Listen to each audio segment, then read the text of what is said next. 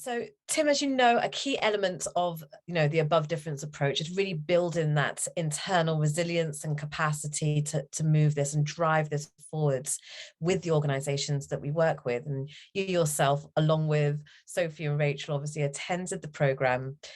I really want to find out, how did that certification program, how did it benefit you, Tim?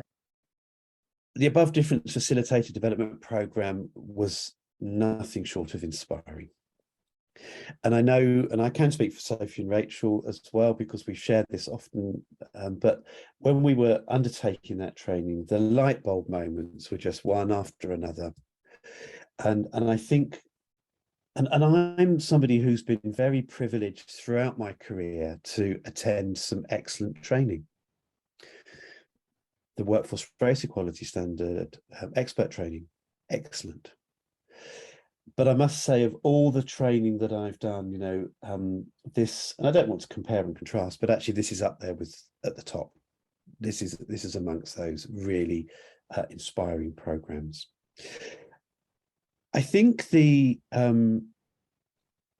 things that have been different about it is it's that paradigm shift, that things that we've already are aware of, and in the inclusion world, you'd expect us to be aware of a lot of this.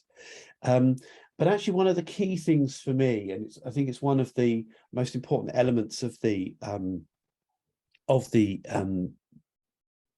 cultural intelligence framework, but also the above difference leading inclusively with cultural intelligence, is that it's a developmental and not a judgmental framework. And I think when you're talking inclusion, there's quite a lot, when I talk to people, oh, you're right, I'm wrong kind of thing, or actually I daren't approach this because I don't want to offend somebody and I don't want to say the right thing. But actually, I think particularly when, yes, you've got the framework of the capabilities, our CQ drive, our CQ knowledge, our leading to our strategy and the action, but also the cultural values. And I think when we look at the cultural values, it's understanding our own cultural values, but actually the challenge then is, so as it's a spectrum, and it's not that I'm right and you're wrong, or you're right and I'm wrong, but how do I develop my skills? And how do I develop as a leader that I can lead and manage people who are different to me?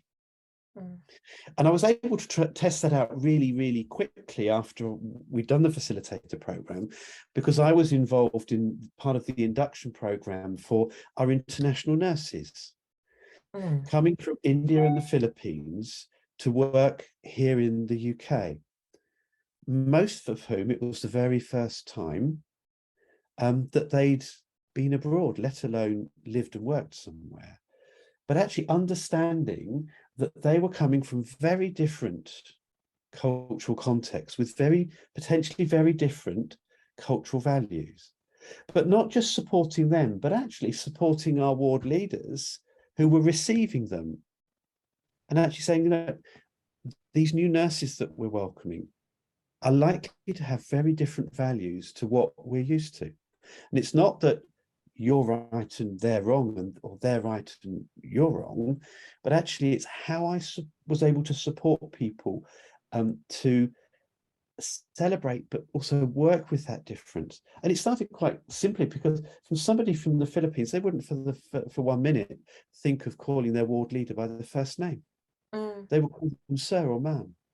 But actually the ward leader would say, what's wrong with them? Why can't they just call me by my name? And it's understanding the cultural differences that we have and how we work really effectively with that difference, but in a non-judgmental way and a respectful way. And that's been one of the key things that that has been so different about cultural intelligence, but also the leading inclusively within cultural intelligence approach.